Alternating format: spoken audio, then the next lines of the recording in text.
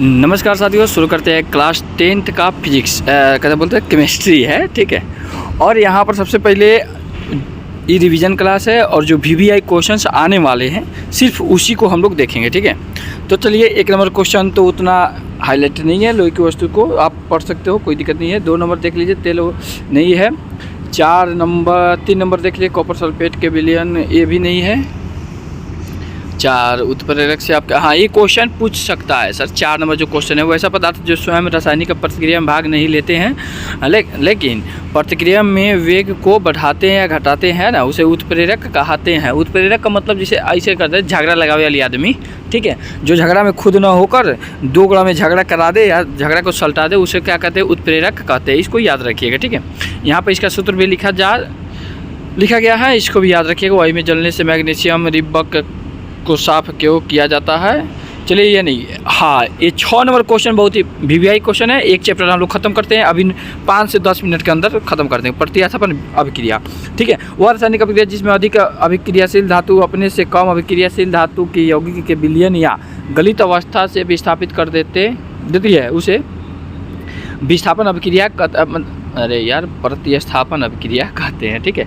चलिए, जो आगे बढ़िए इस रासायनिक अभिक्रिया में, इसको आप वियोजन, ये भी VVI क्वेश्चन है। वियोजन अभिक्रिया से आप क्या समझते हैं? वियोजन अभिक्रिया जब एक बड़ा यौगिक टूटकर 2 या 2 से अधिक यौगिक में परिणत, मतलब कुछ बड़ा टूट के छोटा छोटा भाग ले ले, 1 या 2 में परिणत हो जाए, यानी कि बट जाए, उसे क्या कहते हैं? वियोजन अभिक्रिया कहते हैं, ठीक है। संतुलित रासायनिक समीकरण वैसा रासायनिक समीकरण जिसमें बाएं और दाएं ओर, है ना,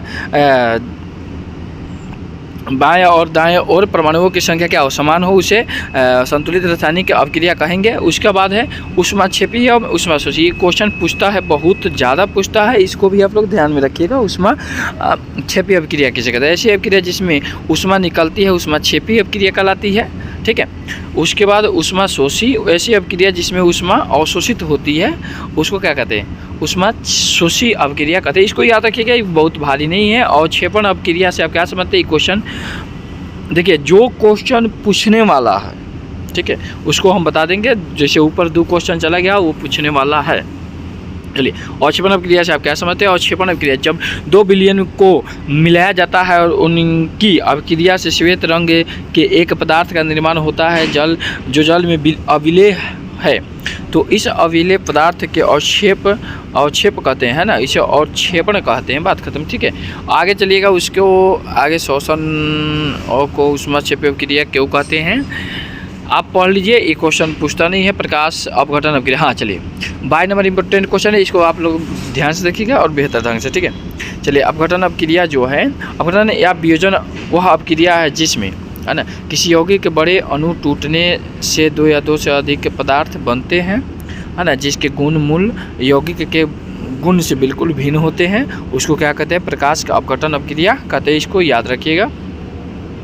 चलिए, उसके बाद एक क्वेश्चन जो है 14 नंबर, रासायनिक अभिक्रिया से क्या समझते हैं? तो रासायनिक अभिक्रिया बहुत बार क्वेश्चन पूछा जा चुका है, ठीक है। और संतुलित और असंतुलित समीकरण में क्या अंतर होता है, ये भी पूछा जा चुका है, तो इसको भी आप कर लेते हैं। रासायनिक अभिक्रिया से आप क्या समझते हैं? जब कोई रासायनिक परिवर्तन होता है, जैसे दूध के दही बनना रासायनिक अभिक्रिया कहलाता है। बस इतना ही याद रखना है, इससे ज़्यादा कुछ नहीं, ठीक है। संतुलित और असंतुलित समीकरण में क्या अंतर होता है? जैसे संतुलित रासायनिक समीकरण वो रासायनिक समीकरण होता है जिसमें परमाणुओं, देखिए संतुलित मतलब दोनों ओर परमाणुओं की संख्या समान हो तो संतुलित होगा, और दोनों ओर परमाणुओं की संख्या समान नहीं हो वह असंतुलित होगा। इसको याद रखिएगा। यहाँ 15 तक हो गया, आगे बढ़ते हैं। 16 नंबर उतना नहीं है। संक्षारण, हाँ चलिए, 17 नंबर क्वेश्चन पूछा है, बहुत बार पूछा हुआ है। संक्षारण से आप क्या समझते हैं? ठीक है, जैसे संक्षारण का मतलब क्या होता है कि जैसे कि लोहे में जंग लग जाना, है ना, संक्षारण कहलाता है। तो इसको याद रखिए। संक्षारण से आप क्या समझते हैं? जब लोहे में जंग लगने के बाद उसका झड़ना क्या कहलाता है? संक्षारण कहलाता है। इसको याद रखेंगे, ठीक है। उसके बाद 18 नंबर क्वेश्चन, चलिए इसको हटाइए। उसके बाद दीर्घ उत्तरीय प्रश्न है, तो आपको यहाँ पर देख लेना है। संकलन अभिक्रिया, प्रतिस्थापन अभिक्रिया, स्टिकरण अभिक्रिया। तो पशमरिया के लिए ये तो नहीं है, लेकिन इसका स्क्रीनशॉट आप ले सकते हो, ठीक है। उसको, हाँ एक क्वेश्चन पूछ सकता है। 2 नंबर जो क्वेश्चन आपको दिख रहा है, द्विस्थापन अभिक्रिया से आप क्या समझते हैं? तो ये क्वेश्चन भाई ये बहुत द्विबीय स्थापन अभिक्रिया से वे अभिक्रियाएं जिसमें अभिकारकों के बीच आयनों का आदान प्रदान होता है उन्हें द्विबीय स्थापन अभिक्रिया कहते हैं। एक प्रणाली में सोडियम सल्फेट का विलयन। तो ये क्वेश्चंस को आप क्या कर सकते हो, देख सकते हो। संतुलित रासायनिक संरचना आप पढ़ाइए दिए हैं, उसका वियोजन अभिक्रिया उधर पढ़ा के ही आ रहे हैं। उसके बाद आगे चलिए 5 नंबर क्वेश्चन उतना इंपॉर्टेंट है नहीं, तो जो देखिए इसमें रिवीजन वही किया जाएगा जो आने वाला है, जो मतलब आने वाला है सर, ठीक है। उसके बाद यहाँ आ जाइए आठवां विस्थापन एवं द्विबीय विस्थापन। विस्थापन तो ऑलरेडी पढ़ा चुके हैं पीछे, और द्विबीय विस्थापन भी पढ़ा चुके हैं, तो इसको आगे लेके चलते हैं। उसके बाद रासायनिक अभिक्रिया के प्रकार उदाहरण सहित देख लीजिए। हाँ, तो ये क्वेश्चन पूछ सकता है 5 नंबर में, ठीक है।